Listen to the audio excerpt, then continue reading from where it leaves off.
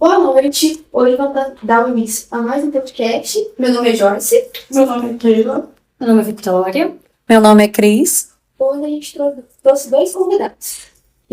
Pode ser com nós. Olá, meu nome é Bruna Barbosa, sou psicóloga clínica. Sou Pedro Campelo Júnior, sou médico psiquiatra. Hoje nós vamos falar sobre um assunto muito importante, que é o toque. A gente vai direcionar algumas perguntas e aí a gente vai respondendo conforme a gente achar. A primeira pergunta que eu queria fazer para vocês é: o que caracteriza o transtorno obsessivo compulsivo e como diferenciá-lo de simples manias ou comportamentos perfeccionistas? Tem algumas pessoas que são perfeccionistas, outras pessoas já carregam mesmo a síndrome. Vamos lá. O transtorno obsessivo compulsivo, ele é caracterizado pelas obsessões, são os pensamentos normalmente intrusivos, associados a comportamentos ou pensamentos ou qualquer ato disfuncional que servem para aliviar esse pensamento. Tá? Então, na verdade, a característica principal é essa. Você tem pensamentos que são disfuncionais, que vão trazer prejuízos para você, que normalmente eles são sempre intrusivos, ele pode ser de diversas formas, de várias naturezas, mas associados ao comportamento ou pensamento ou qualquer outro ato não racional, não produtivo, que servem com o único intuito de aliviar esses pensamentos intrusivos. Essa é a característica principal. Com relação à questão da disfuncionalidade, se a gente comparar com as manias, né, que você falou, a principal diferença é que, de um modo geral, as pessoas que têm os hábitos, as manias, ainda que elas possam incomodar de alguma forma, elas não geram uma certa disfuncionalidade da pessoa. A pessoa sabe que aquilo é uma mania. Isso é uma das coisas que caracteriza o toque. A pessoa sabe que aquilo é disfuncional, mesmo assim ela continua fazendo, porque o desconforto dela pelas obsessões é muito grande e só é aliviado pelos atos compulsivos. Por que o toque é considerado um transtorno de ansiedade e quais são os seus principais sintomas? O toque, ele acontece primeiramente, é uma obsessão, né, formada por pensamentos ou até imagens mentais, onde a pessoa começa a ter pensamentos funcionais como se algo ruim fosse acontecer.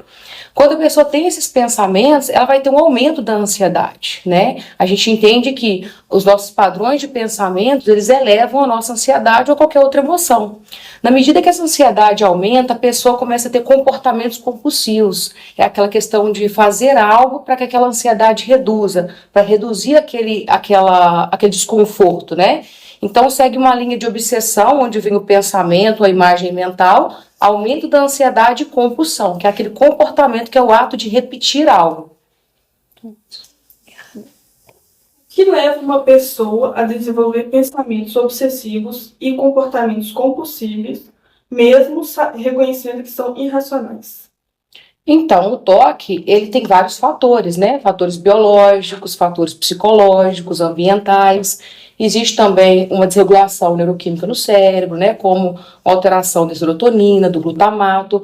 Então, existem vários fatores que levam a pessoa a esse quadro, né? Mesmo sabendo que é irracional, que aquilo não é real, a pessoa acaba ficando compelida a ter esses comportamentos, né? Muitas das vezes, mesmo sabendo que não é uma ideia racional, ela não tem controle sobre esse ato. Nesse caso, tem algo específico, por exemplo, do biológico, que vai envolver todas as crianças? É algo ali nítido mesmo ou tem coisas separadas que pode trazer o transtorno? Por exemplo, lavar a mão ali é algo da criança, tipo assim, tô fazendo comida e preciso lavar a mão o tempo inteiro. Pode ser um transtorno obsessivo, no caso, ou não? Só realmente uma rotina que ele tem?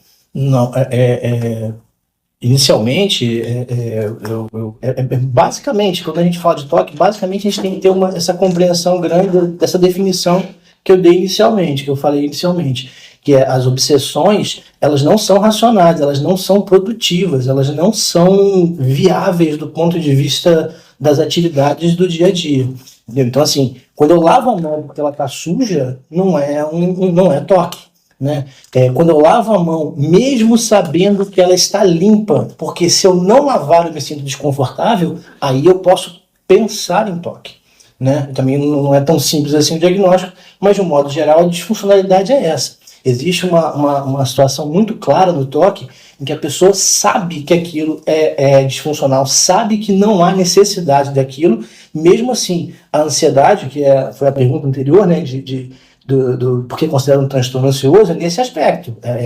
Não existe não tem necessariamente um fator prático, um fator real para que a pessoa haja ou tenha aqueles pensamentos. Eles são intrusivos, eles vêm mesmo que você não queira. Então, se eu estiver fazendo comida e eu tiver que lavar o legume ou a mão depois de fazer alguma coisa, isso é normal. Agora, se eu acabar de lavar, sei que minha mão está limpa e fico com a sensação de que se eu não lavar de novo, e no toque não é só como você citou aí da limpeza, não é só limpeza, ela pode ser outras coisas. Eu posso entender que se eu não lavar minha mão, pode cair vou falar uma coisa exagerada, pode cair um avião e matar 1000 pessoas. E eu ficar com essa sensação desconfortável, né, e ter que fazer para aliviar aquilo. Então não é uma coisa funcional, não é prática, e principalmente, essa definição acho que ela é muito importante quando a gente pensa em toque. Para todo mundo que está estudando ou lida com isso no dia a dia. A pessoa tem a clareza de que aquilo é disfuncional. Ela sabe que não tem sentido, mas mesmo assim ela faz, porque o pensamento, o desconforto gerado, a ansiedade é muito grande. E só alivia temporariamente quando ela faz aquele ato. Eu não sei se eu respondi a sua pergunta. Como psicólogo e psiquiatra atuam em conjunto no diagnóstico e tratamento de toque? Eu falo, depois você complementa? Pode, gente, à vontade. Então, a gente vai estar atuando aí principalmente com a TCC, terapia cognitivo-comportamental, que hoje em dia é até uma das mais indicadas para esse quadro, né? O psicólogo, na sessão de terapia, ele vai estar entrando com estratégias próprias, né, da abordagem, vai estar tratando dessa parte mais cognitiva. Como o toque tem uma relação muito estreita com o pensamento, com interpretações disfuncionais, é desadaptativo, é disfuncional nesse sentido, é necessário técnicas específicas e o trabalho de reestruturação cognitiva dessa parte que está disfuncional.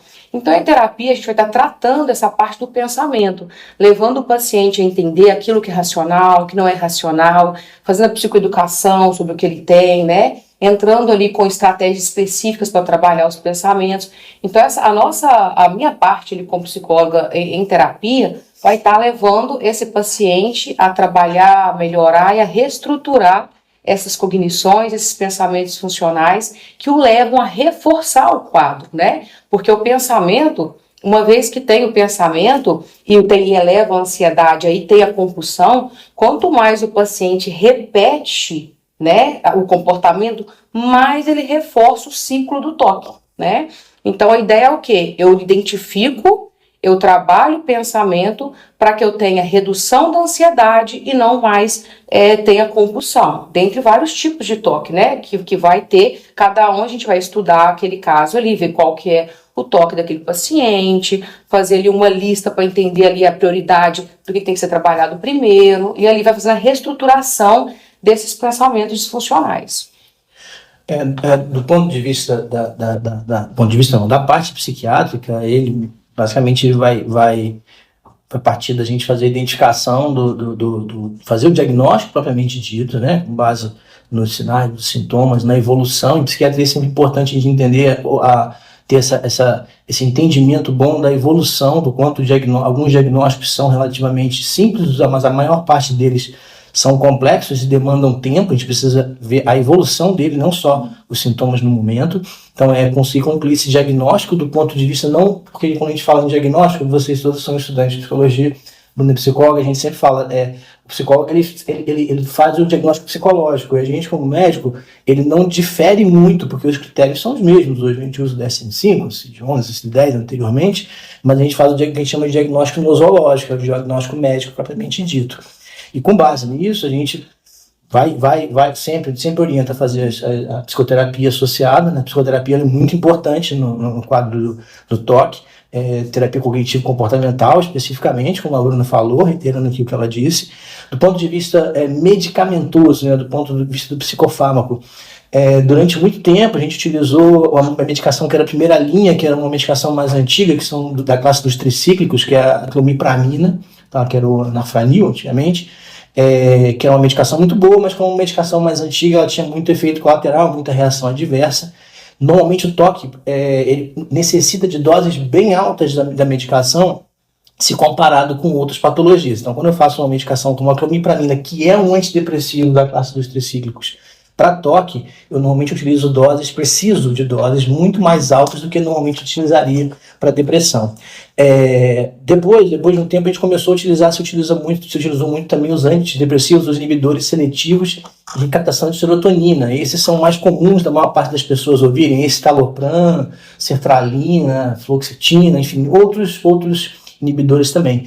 Mais recentemente, tem uma medicação que hoje é considerada a primeira linha de tratamento do toque, que é a fluvoxamina. A fluvoxamina tem um nome, marca que às vezes as pessoas conhecem mais que é o Luvox, mas é a fluvoxamina, é a medicação que é a primeira linha. Ela é o inibidor de serotonina, tem muito menos efeito colateral, né? A gente tem algumas dificuldades em alguns pacientes por questões de custo. Se a gente comparar com o custo com outras medicações é bem mais alto, mas é a medicação de primeira linha. Então, primeira linha de tratamento é a fluvoxamina, depois os inibidores seletivos de modo geral, e hoje a gente utiliza menos a clomipramina pelos efeitos colaterais e reações adversas.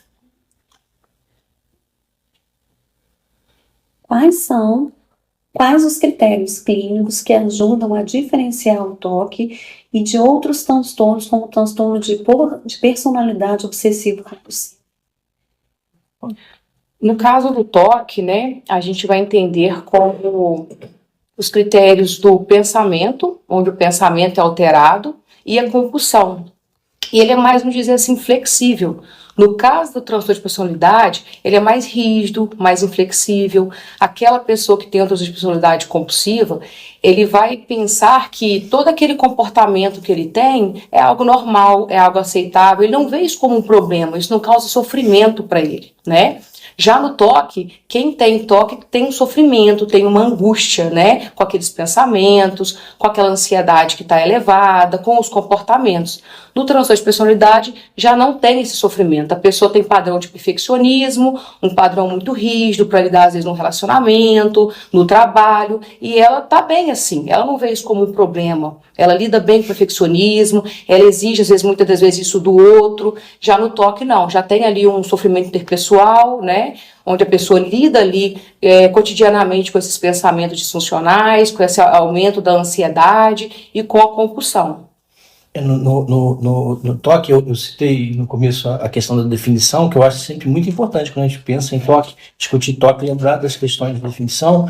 E eu sempre penso e sempre falo que a principal diferença, né? O que a Bruna falou está absolutamente correto, mas a principal diferença, na minha visão assim, mais clara, é que o toque, a pessoa com toque, ela entende, sabe o quanto aquilo é disfuncional e irracional. Enquanto a pessoa com transtorno de personalidade obsessivo-compulsiva, para ele não há disfuncionalidade, aquilo é absolutamente compatível com a situação de vida dele. Então a questão do ego sintônico, ego distônico, é isso. Essa na minha visão, é o que difere mais, né? Os dois têm padrões de comportamento relativamente semelhantes, não são absolutamente iguais, mas no transtorno da personalidade obsessivo-compulsiva, a pessoa faz aquilo, mais comum, pessoalmente, rituais também, mas principalmente organização, né? Ser mais muito estruturado, muito inflexível, mas para a pessoa aquilo é absolutamente normal. Isso causa prejuízo aos outros que estão em volta, mas para ele está certíssimo de fazer aquilo porque aquilo é correto. No toque, gera sempre um sofrimento muito grande para pessoas em volta também, mas para o próprio paciente, porque ele sabe que aquilo não é certo, mas ele não consegue deixar de fazer. E na questão dos familiares, como os familiares podem lidar com pessoas que têm toque? Né? Porque eu acho que é importante também, que a gente, querendo ou não, tem uma dificuldade de lidar também com eles. Eu acho que o mais importante é tentar a família valorizar o que o paciente consegue de ganho no sentido do que ele tem de sucesso dentro do tratamento, de quando ele consegue lidar de alguma forma com aquilo e não valorizar o problema, o toque, o transtorno, a disfunção. Né? Para mim essa é a principal questão, né? Então assim, tentar valorizar o que o paciente consegue ter de avanços no tratamento e não valorizar as disfunções que ele tem pelo próprio toque. Não sei se a Bruna quer acrescentar. Só acrescentar que a orientação da família é muito importante, né? Quando o paciente ele inicia o tratamento e a família às vezes não tem noção do que se trata, de como que aquilo ocorre, fica muito mais difícil. Então, a partir do momento que tem uma psicoeducação familiar ali, a própria família pode ajudar o paciente, né? E muitas das vezes, o que pode ocorrer? A pessoa tem ali os rituais dela dentro do toque específico da forma que ela que apresenta, e a família acaba entrando um pouco naquela linha do que o paciente apresenta. Então, por exemplo, se o paciente lava as mãos muitas vezes, a família, se tiver uma forma de facilitar isso, ela acaba facilitando, ela vai se adequando ao problema do paciente, e isso não é funcional, né? Então, a ideia é que a família receba uma orientação, receba uma psicoeducação sobre como que entenda os critérios para ajudar o paciente no tratamento. Quais fatores biológicos, psicológicos e ambientais mais influenciam no surgimento do toque? Biológico, quando o paciente tem parentes de primeiro grau, mãe ou pai, não é uma regra que se eu tenho minha mãe que tem toque, que eu vou desenvolver toque, né? Mas a pessoa ela é mais predisposta. Sobre fatores psicológicos, pessoas que têm, às vezes, muitos pensamentos disfuncionais, né, muitas interpretações adaptativas sobre a vida, acaba ficando ali mais predisposta, né, a desenvolver, às vezes já tem algum outro quadro, então ela acaba ficando mais suscetível ao toque. No fator ambiental, a gente pode imaginar traumas, a pessoa que passa por um trauma, passa por um tipo de abuso, um tipo de acidente, né? Essa pessoa acaba ficando mais suscetível, mas entendendo que é um contexto muito amplo, né? A gente utiliza aí algo multifatorial, né? Então várias coisas vão estar presentes para esse desenvolvimento. Os quadros psíquicos hoje eles têm que ser pensados como sempre multifatoriais, né? Usa muito o termo biopsicossocial, né? Existe as questões de hereditariedade. Eu sempre digo que os pacientes se preocupam muito se é hereditário o problema deles, e eu sempre digo que você não herda um transtorno mental, é preciso que você, além de uma predisposição, você tenha outros fatores que desencadeiam. A Bruna falou bem, traumas, ela tinha citado no começo, né, de disfuncionalidade com relação à serotonina, algumas alterações em circuitos neurológicos, principalmente gânglios da base, enfim. Mas tudo são hipóteses. Em psiquiatria, e eu vou falar mais especificamente de psiquiatria, tudo é muito. A gente tem hipóteses, né, com relação a algumas questões, algumas disfunções neurológicas, neurológicas ou estruturais, né, ou do funcionamento neuronal, mas elas são hipóteses. Mas tudo isso que ela falou, é importante a gente entender que tem fatores biopsicossociais. Os traumas, né, as questões próprias de hereditariedade, tá, são os mais importantes.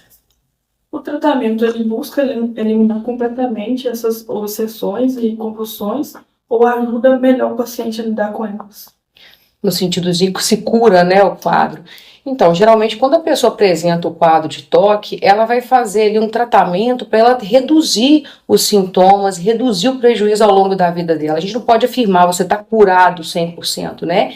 Isso vai demandar um tratamento psiquiátrico certinho, vai demandar a terapia, a adesão desse paciente, né, no tratamento também. Então, o tratamento desse paciente, ele visa o quê? A partir do momento que a pessoa entende o que ela tem, que ela consegue dar conta de trabalhar e de reduzir esses sintomas, ela tem uma qualidade de vida melhor, ela tem uma funcionalidade melhor para poder lidar, né, com o próprio quadro. Então, uma vez que ela entende, que ela consegue ter ali uma remissão daqueles sintomas, é um certo controle, né, que ela acaba desenvolvendo sobre o próprio quadro. De modo geral, os tratamentos, todos os quadros psíquicos nos transtornos mentais, ele sempre busca melhoria na qualidade de vida, melhorar a funcionalidade. Eu costumo dizer que a gente precisa pensar nos transtornos mentais como doenças crônicas, né? Não quer dizer que, como doença crônica, não quer dizer que você vai ter que tomar remédio ou fazer psicoterapia absolutamente direto para o resto da vida. Mas você sabe que em algum momento você pode, como em qualquer doença crônica, precisar novamente desse suporte. Mas é preciso que, principalmente no início, no diagnóstico, e que você estruture uma melhora mais consistente, que isso seja uma coisa mais rigorosa. Mas, de um modo geral, né, no toque, como outros transtornos mentais, a ideia é sempre melhorar a funcionalidade e a qualidade de vida do paciente. Para estudantes de psicologia, quais são as competências e posturas fundamentais ao lidar com o paciente com toque? No caso, estudando psicologia ainda, então, vamos supor, né, que vocês vão fazer um estágio, vão aí atender uma clínica, né, e vão lidar com algum quadro de toque.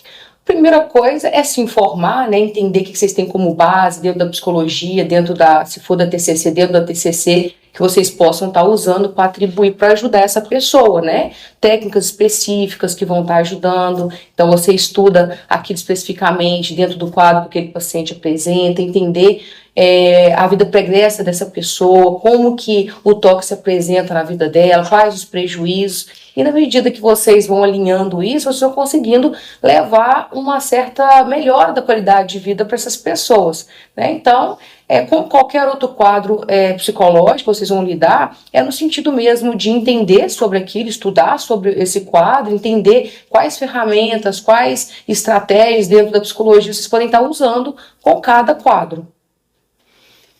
O que costuma dificultar a busca por ajuda e como podemos reduzir o estigma em torno do toque?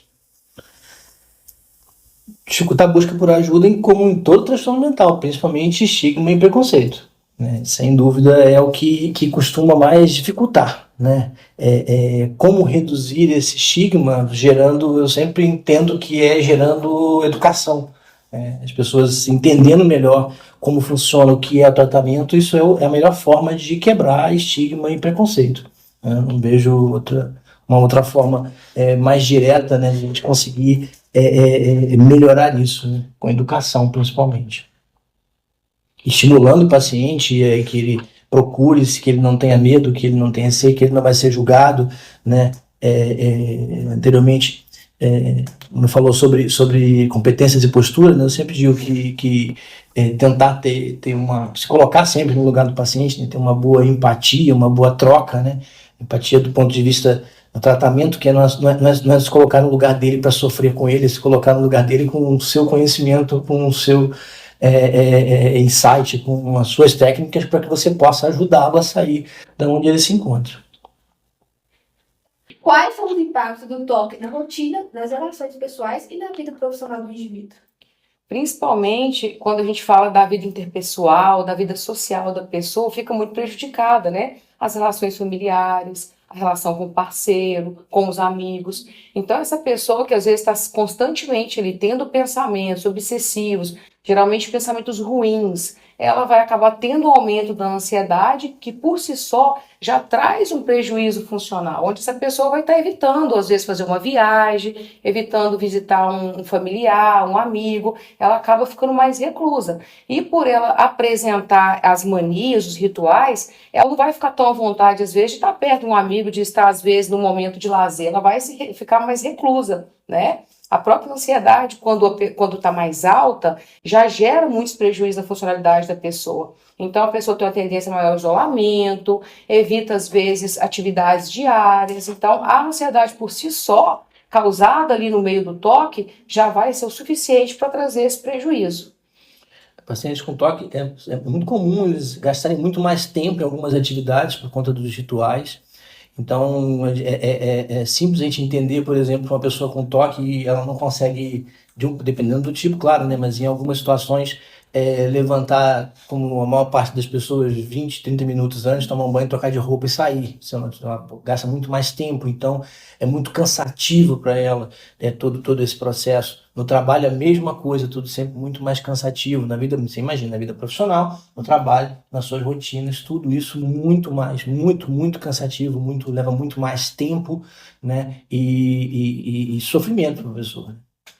O paciente entra no processo de evitação, né? É melhor eu evitar ter que sair porque eu tenho que praticar todo aquele ritual e tem alguém me esperando, então acaba entrando no comportamento evitativo para não lidar mais com esses prejuízos, né? A terapia cognitivo-comportamental é especialmente a técnica de exposição e prevenção de resposta. É considerado tratamento de escolha. Como funciona na prática? Então, essa terapia, né, é a mais indicada no tratamento de toque, dentre outras técnicas que a gente utiliza também, né? Como que funciona essa exposição? A gente tem que ter até uma cautela quando se fala de exposição, né? Não precisa jogar na piscina se você aprende a nadar, né? Então tem que ter uma certa cautela. Como que ela funciona? A gente trabalha com uma exposição, ou uma exposição imaginária, ou uma exposição em vivo, que é aquela exposição ao vivo, vamos dizer assim. Por exemplo, geralmente poderíamos iniciar essa técnica expondo o paciente com, por exemplo, uma foto, um vídeo, ou imaginando algo. Imagine você pegando na maçaneta lá da rodoviária. Vou supor que ele tem um toque de limpeza ali. Então ele não iria pegar na maçaneta de um banheiro da rodoviária, por medo de contaminação. Então, só da pessoa imaginar, ela já tem uma elevação, um aumento da ansiedade, né? Então, quando a gente vai fazendo gradativo, a gente põe essa pessoa a imaginar. Imagine se você nessa cena. Vamos supor que ela tem um toque agressivo. Imagine você com uma faca na mão, né? Então, a pessoa começa a imaginar ela nessa cena, vai tendo uma habituação também ali naquele momento do cérebro. Então, eu habituo que eu estou me imaginando várias vezes, pegando na maçaneta ou colocando a mão numa faca, eu vou passando por um processo de habituação. A partir disso, a gente pode ir avançando, né, de forma gradativa, de forma gradual, no sentido de colocar esse paciente mais frente àquele estímulo. Por exemplo, vamos pegar agora, né, na maçaneta ali da sala, onde eu tenha condições de estar trabalhando com esse paciente. Então, esse paciente, pouco a pouco, de forma gradativa, ele vai se aproximando ao estímulo aversivo, que é aquilo que ativa o toque dele. Primeiramente, é feita uma lista ali, onde a gente vai identificar o que é mais ansiogênico, o que é menos ansiogênico. A gente começa do menor para o maior. O que menos te causa essa ansiedade? O que menos causa é eu pegar o celular e depois lavar a mão. Então, a gente começa por aí. O que te causa mais ansiedade? Pegar na maçaneta de um local público. Então, a gente deixa por último. Então, a gente gradativamente vai fazendo essa exposição do paciente com aquele estímulo aversivo, aquilo que mais causa ansiedade e toque. Na medida que isso vai acontecendo, ele vai entrando nesse processo de habituação e aí vai acontecendo essa redução da ansiedade. Porque o corpo, o cérebro começa a entender que nada vai acontecer.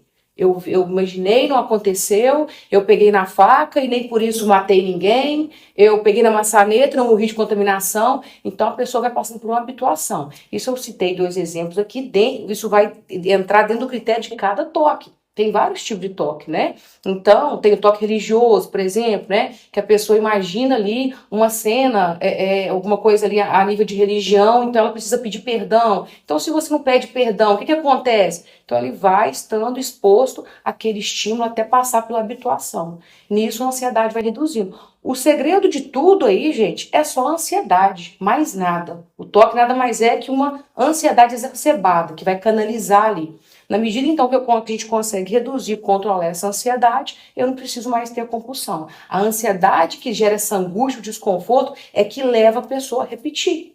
É o medo, né? A ansiedade. Né? Eu já vi vários casos, tem paciente que fala que está lá no volante dirigindo e vem um pensamento, eu vou matar aquela mulher na faixa agora. Então, a pessoa que vai atravessar. E ali, ela repete um padrão para ela, que ela acredita que vai matar aquela pessoa na faixa. Quando você trabalha e essa pessoa entra num sistema mais racional de entender que ela não vai fazer isso porque ela sabe que isso não é da índole dela, que isso não é uma coisa que ela faria de verdade, ela começa a não acreditar, a não dar tanta ênfase mais nesses pensamentos. Então existe uma redução da ansiedade. A ansiedade reduziu, vai estabilizando o quadro. Então vamos para encerrar. Que mensagem vocês deixariam a quem convive com uma pessoa com TOC ou tem medo de buscar tratamento? A mensagem que eu deixo para as pessoas é que elas não tenham medo de procurar tratamento, que elas que elas rompam essa questão do estigma, do preconceito, que elas estejam abertas a buscar essa ajuda, que os profissionais são capacitados para ajudá-las e que elas vão se sentir melhor, é possível diminuir o sofrimento delas para que elas se sintam melhor, vivam com mais qualidade de vida. Só mesmo complementar, isso mesmo, a busca pelo tratamento, né? Não teria muita outra coisa para se dizer do que eu posso dizer, né? É buscar o tratamento. Porque o tratamento é o meio que a pessoa tem de reduzir esse prejuízo, ter uma melhor qualidade de vida. De, às vezes, não ter mais sintomas no dia a dia, na medida que um tratamento se estabiliza ali, ela conseguir ter uma vida funcional. Nós queremos agradecer, né, doutor Pedro, a Bruna, né, por terem aceito o nosso convite, por estarem aqui conosco, compartilhando esses ensinamentos.